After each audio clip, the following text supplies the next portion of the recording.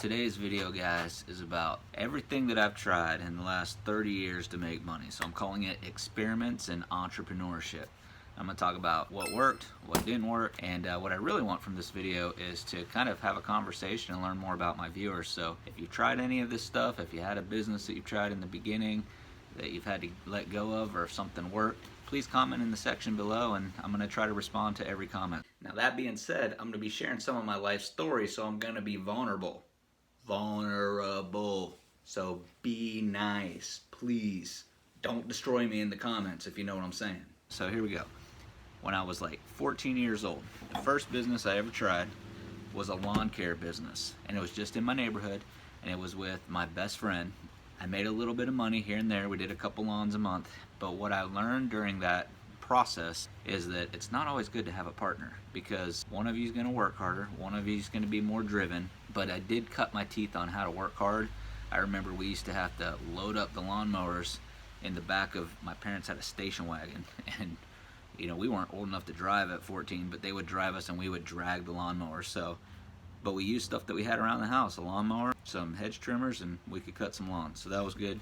Second thing I tried when I was younger, and this wasn't because I was looking for it, but my parents knew some people and we'd get calls, and it was babysitting.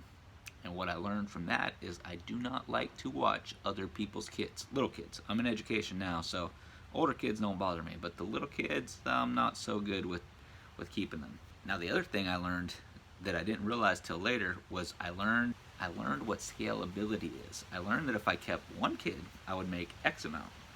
But if I kept 3 kids, I would make more per hour.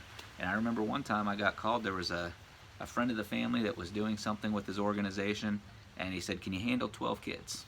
And it was like me and 10 or 12 kids, and I just had fun with them the best that I could, and I got paid for all of them, and that I enjoyed when I got that payday. All right, let's see. Pet care. I had a neighbor that used to go on vacation, now would take care of pets, and I realized that I'm not a pet person. I like taking care of pets because I would go feed them, go home, go feed them again, let them out, go home.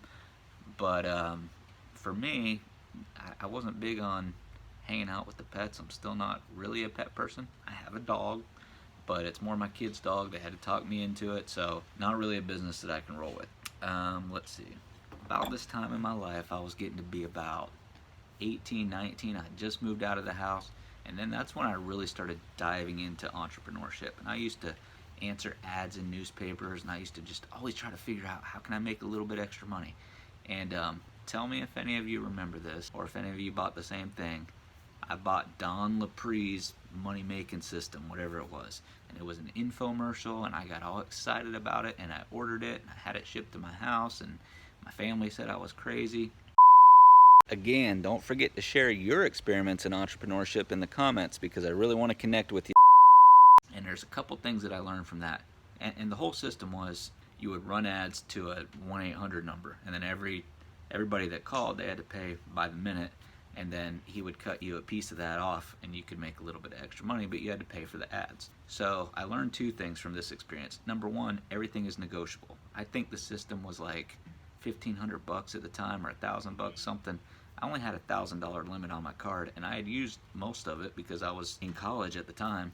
And so when I called them, I was like, I only have $250 that I can use on my card. And after talking to the guy for about 15 minutes, the sales guy must have believed me, because he was like, "I'm going to tell you what, I'll give it to you for $250. And sure enough, they gave it to me for $250. So that's when I learned you should always negotiate. The second thing I learned is you got to have money to make money, because I ran a couple ads, and over the next 6 months or a year, I would start getting checks. And I think I maybe broke even on that because of the cost of the ads and how much that I got paid. But if I had had money to run more ads, I think I would have made some money.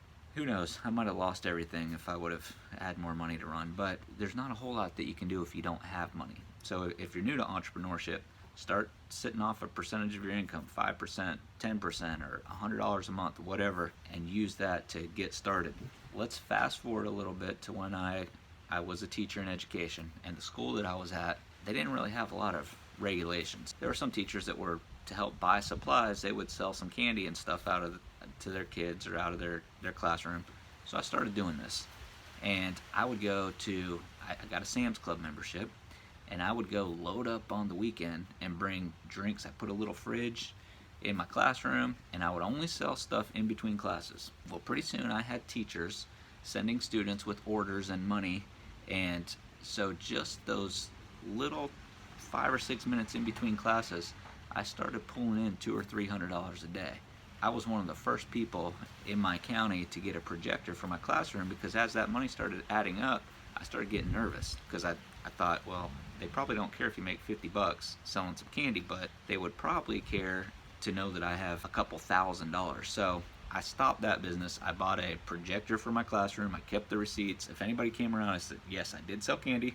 This is what I bought for my classroom, but I shut that down. But I learned that you can make a lot of money if you give the people what they want, because all I was selling was sugar. So after that, I started thinking, what can I do on the side that has to do with sales and commission? About that time, I learned what Jim Rohn always said: profit is better than wages. You can make more in profit than you can make at an hourly job. Amazon was coming on the scene too, so I started doing book sales on Amazon. I got into it by accident right after college, so I sold some of my textbooks, because I went to the bookstore for them to buy back my textbooks, and it was like $150 textbooks, and they're gonna give me 10-15 bucks for it. And I was like, forget this. So I tried selling them on Amazon, and they all sold for a pretty hefty price, almost close to what I paid for them. So I was like, man, I just made a couple $100 back in my pocket.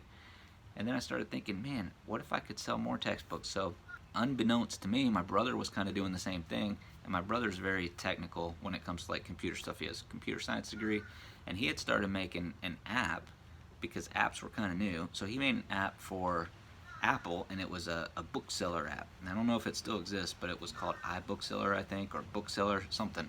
But you could scan the barcode on the book, and it would tell you how much it's selling for on Amazon, and then it would tell you a rating. And so if the rating was between a certain number, you knew it would sell in 2 or 3 days, or it might never sell. So I started going to garage sales and stuff, and I would only look at textbooks, because I knew textbooks are expensive, and I'd scan the back, and oh, this book's worth $120, and it looks like it's selling in 3 to 4 days on Amazon. I'm gonna buy this one.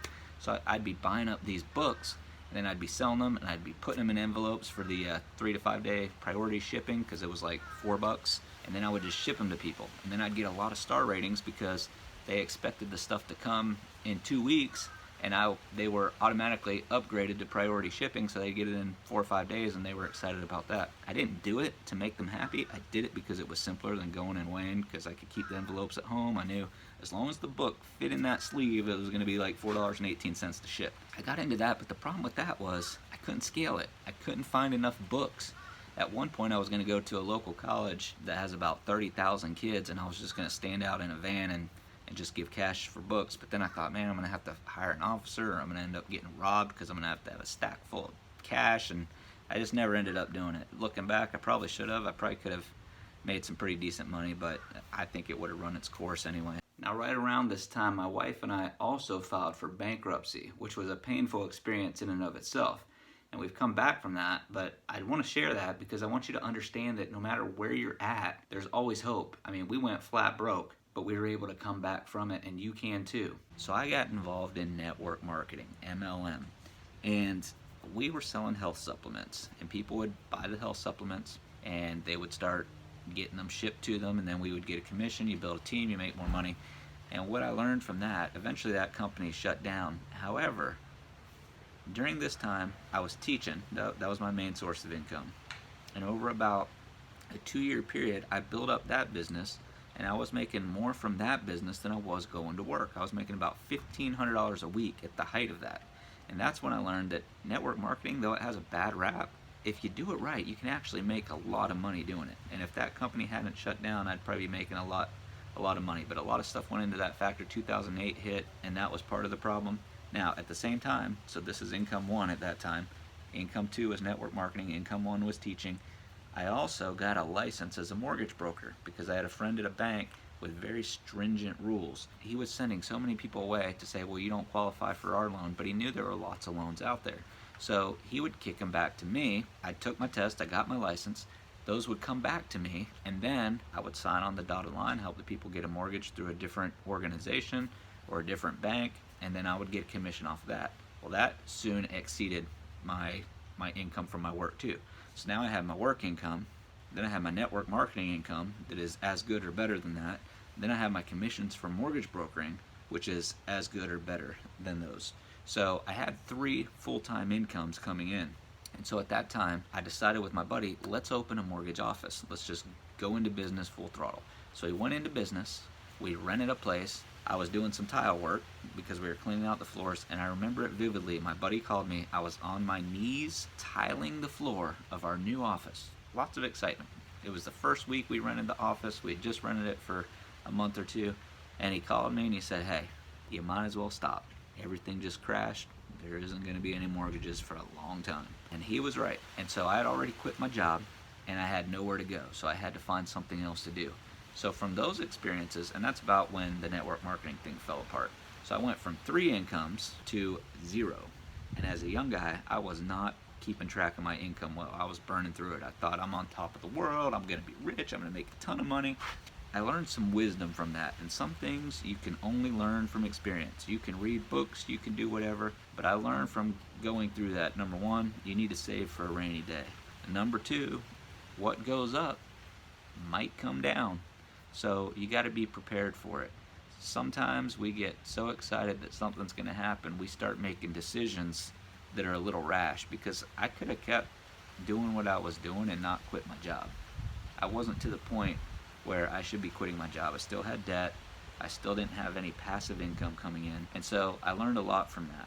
Wisdom says, don't jump out of the boat too early, even if you see the island, because the tides may change, my friend. Everything works in cycles. Now, at that point, I was just scrambling to survive. And I got back on my feet. I ended up selling insurance, which I was not good at, for about a year, and then I went back into education and got a stable income and kind of got everything where it needed to be.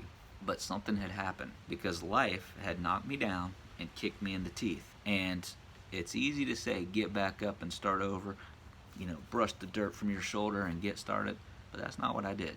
I went in internally, I went into survival mode, and I went into play it safe mode. Why try if everything can go away in a flash? So for the next 5 or 10 years, I didn't do much of anything except work. And I went, again, played it safe. I went and got my master's. I moved up in my organization to increase my income. The old working for a job type thing, the opposite of what Robert Kiyosaki teaches. I didn't know about the cash flow quadrant. Luckily for me, when I was in network marketing, I had read a lot of financial books, and I'd started learning about the way money works. So I was always, even though I was in a safe spot, I was unsettled. I was uncomfortable. I knew that there was a better way. I knew my life was meant for more than just going to work, clocking in, getting a paycheck. So fast forward, 5 or 10 years, I started listening to podcasts. I discovered podcasts. Of course, I start looking for things to listen to, and my mind eventually goes back to entrepreneurship, and I hear a podcast about flipping land, where you buy a little bit of land for cash, not flipping houses where you're taking out a mortgage, but you're buying a small piece of land for cash, undervalued land, and then you're flipping it. So I thought, well, I'm going to try this. I started saving up money because the program was about $1,500 at the time, or I think it's $2,000 or $2,500. I don't know. I'll put a link in the description. I started learning about land, and it requires mailings, because for this to work, you have to find off-market properties. So I had to learn, number 1, how to find them, but then I also had to have the money to do the mailings to make the offers to find them. I spent about $1,000 on my first mailing, and I found a piece of land, and they sold it to me dirt cheap. I thought it was worth $3,000 or $4,000. One of the things that they promote is you send a letter to the neighbors after you buy it, and you say, hey, I got this piece of property. Does anybody want it? So I did that, and I was all into that property for about $1,000, or maybe it was the mailing plus the land for $1,000. Anyway, I bought the land. I sent out the letters to the neighbors, and apparently the neighbors didn't like each other. They were mad because this particular owner didn't sell to either one of them, and they had both said that they want to buy it, and so a bidding war ensued, and I ended up meeting a guy at a bank. He gave me $5,000. I gave him the title and signed it all over to him, and voila, I just made almost $4,000 in profit. And I thought, this cannot be real. That was too easy. I've bought a house before. There's paperwork. This was just a 1-page contract and then title. So I decided, well, I have some money. I'm going to try it again. So I bought a little cheap piece of land again, And lo and behold, it happened again. If you want to hear the genesis of that story and the end of it, because I took that 1,000 I started with and I ended up flipping it. I stopped counting at $100,000 in profit. I flipped that past $100,000. That is something that worked, and it's gotten harder. It's more competitive. But to me, I love land flipping because there's not a whole lot of people in it compared to trying to flip other things. You don't have to have a mortgage, and there's a lot of profit potential. So that's something that has worked. So thumbs up on land flipping. I give that my seal of approval. All right, well, land flipping doesn't take a lot of time. And so one thing that I started looking at, because I started learning about passive income. With land, you can sell it on terms and have some passive income coming in. The problem is, I've heard horror stories. I've heard of people putting their down payment on land, they stretch it out, they're going to make payments for 15 years, but then they start moving on to it, they start doing stuff to the land, they have to be evicted from the land. It's a headache. So I didn't want to do that. So I just want to keep it clean and simple, buy land, sell land, but I still wanted passive income. So I thought, well, I'll start blogging, I'll build up a lot of traffic, and then I'll get ads on my site and I'll have some passive income. So I started doing that, and I learned real quick. Blogging is it's probably the most competitive thing I've ever done. It's very technical. You have to have just the right keywords so Google will pick it up, but not too many that you don't get hit for keyword stuffing. It's got to be interesting, keep people on the page. It's got to load fast. There's so much that goes into blogging, and it takes a long time to create content. And I still blog from time to time. I still have my blog, but I've never even gotten to the point where it's worth it to put ads on it. So it's more of a hobby now. One thing though, while blogging, I thought, man, how can I keep people on the page? So I started a YouTube channel. That's where this YouTube channel came from. And the point initially was to keep people on my blog longer. The more I started learning about YouTube and the more I saw my traffic grow on YouTube, I realized that it's easier to grow on YouTube than it is on blogging, and there's not so much technical stuff. You make a video, you edit the video, you upload the video. And then on top of that, when you get monetized, Google will actually pay you money for all the ads that they run on your video. Then there's other ways to monetize it on top of the AdSense revenue. Right now my YouTube videos are monetized, so I get AdSense revenue from them. I've embedded affiliate links in the description, so when people go to Amazon and buy something, or they go to like the land course that I was just talking about, if you're interested in that and you go buy that course, then I get a commission from that. I get commissions from those on top of AdSense revenue. So this is truly, it's not passive in the sense I have to keep creating content, but when I get big enough, I can outsource the creation of the content, and then it will be passive, or mostly passive. The other thing that I went back to is network marketing. So I knew that network marketing worked, but it has a bad name because people go bug their friends and family. I don't do that. I don't prospect. I don't do any of that. I just put a link in the description. If somebody wants to order product from my network marketing company, or they want to join my team and get mentored by me, then they can click on my link. And so I make income from that as well. I guess what I'm saying is, after all this time, these are my two main sources of revenue other than my job right now. And I think eventually they're going to surpass my job, but I'm not leaving my job until either all my debt is gone or the income is ridiculous and is stable. And because I learned that lesson when I was younger. We have different life experiences that we go to, and that just happened to be my journey. But I learned when I was younger, network marketing works. It's just nobody likes to do it that way. You can do it the way that I'm doing it. So if you're looking for something in entrepreneurship, this is what I recommend. If you have money, get into land flipping. That's a good place to start. And just flip land, turn a profit, and flip. You do as many flips as you want in a month. You can do as little as you want. You know, it all depends on what you want to do. If you don't have the money to get into land flipping, then you got to start with something that's cheap.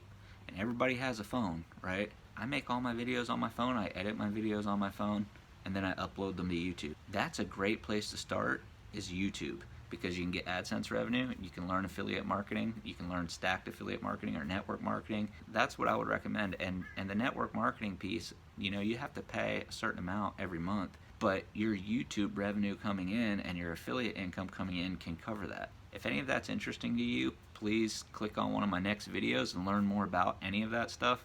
Also, let me know in the comments what you've tried that works, or what you've tried that doesn't work, or what your journey is, because I'd really like to learn more about my viewers. And as I said in the beginning, I'm going to try to respond to every comment on this particular video, so I hope to hear from you. God bless, and have a great week.